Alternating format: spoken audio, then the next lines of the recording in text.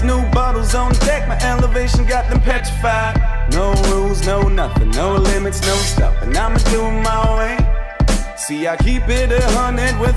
Amis photographes, bonjour et bienvenue. Aujourd'hui on se retrouve pour une nouvelle vidéo sur le Rode VideoMic Pro. C'est parti.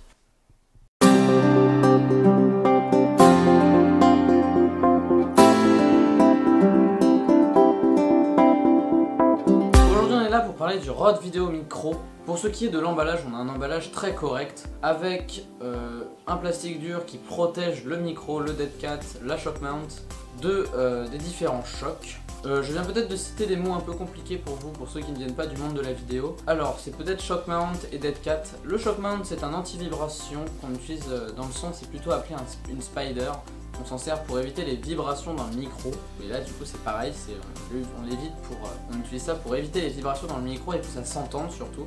Comme ça, le micro peut bouger, le micro a une certaine amplitude de mouvement qui ne répercutera en aucun cas sur du son. Et aussi, il y a le dead cat. Alors, dans le son, il y a deux choses très importantes. L'anti-pop et l'anti-vent. Alors l'anti-pop, c'est pour éviter les très désagréables pendant un enregistrement son, mais aussi ça sert aussi à éviter les bruits de soufflement qui pourrait y avoir dans le son et qui rendraient la piste audio quasiment inutilisable. Pour ceux qui ont ce problème de bruit de vent dans leur micro, je parle pour exemple pour les youtubeurs gaming qui utilisent des micro-casques sans filtre anti-pop, ce que je peux vous conseiller, c'est d'éloigner votre micro, soit de le baisser de toute voie où il y a de l'air qui passe, donc ne pas le mettre dans l'alignement des narines, ne pas le mettre dans l'alignement de la bouche. C'est là où tout l'air est rejeté, donc c'est normal que vous ayez des prises de son complètement atroces. Après, il y a une autre méthode, c'est que si mon micro est là et que je vais prononcer un son qui a un bruit comme un peu un pop, et ben je vais faire ça. Pop. Le micro captera toujours parce que notre bouche diffuse les bruits à un équivalent de 145 degrés, et du coup le micro captera. Ensuite, l'anti-vent, c'est pour, comme son nom l'indique, couper le vent. Donc c'est pour éviter justement les bruits de vent comme ce qu'on peut avoir en parlant directement, sauf que là c'est avec le vent naturel. Donc ça veut dire que c'est des micros qui sont très bien pour aller shooter à l'extérieur. Ce sont des protections de micro qui sont très bien pour aller shooter à l'extérieur. L'avantage de ce micro, c'est que c'est du run and gun. Pour ceux qui ne savent pas ce que c'est que le run and gun, c'est tu prends ton appareil, tu branches ton micro, tu mets ton objectif, tu allumes ton appareil, tu shootes, tu refermes tout, tu ranges, c'est fini, t'as ton shoot. Ça c'est du run and gun, ça c'est du run and gun pur et simple. Ce micro, moi je le trouve plutôt bien parce qu'il est petit, il est assez ergonomique, il a pas de batterie et c'est du plug and play. Pour ceux qui ne savent pas ce que c'est que le plug and play, c'est tu le branches, ça fonctionne. Pas de logiciel à installer, pas de software à installer.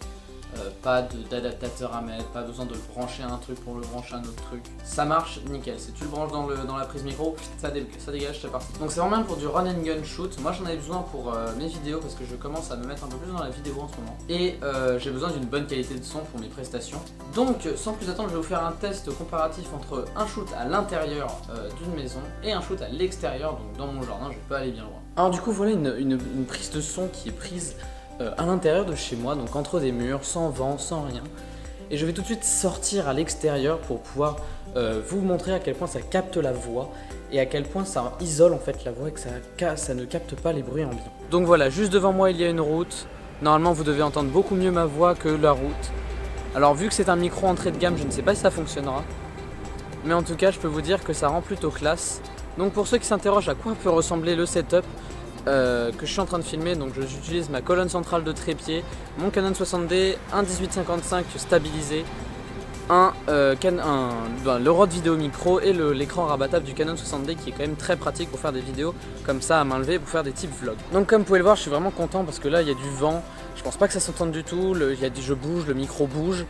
Et bah ça se capte pas forcément, je sais que ça capte pas forcément parce que j'avais fait des tests auparavant. Et c'est quand même assez impressionnant. Donc voilà, c'était la légère petite comparaison entre intérieur et extérieur. Maintenant on va retourner et faire la conclusion. Alors du coup pour conclure, c'est vraiment un micro de super bonne qualité. Je n'ai rien à redire dessus. Là je viens de terminer le montage de la vidéo que vous venez de voir. Et c'est juste parfait, il n'y a juste rien, ça capte parfaitement la voix. Donc moi je donne une solide note de 8,5 sur 10. Le seul petit problème, c'est que vu qu'il n'est pas plug and play et qu'il n'y a pas de niveau, c'est ce que je conseillerais à Rode de faire, même si Rode ne voit pas cette vidéo, ce serait de mettre un jaugeur en fait directement interne au micro qui se verrait directement plutôt qu'on ait besoin d'aller dans les menus pour savoir. Mais sinon c'est que ça, c'est vraiment rien de grave. Sur ce, je vous dis faites de bonnes photos et au revoir.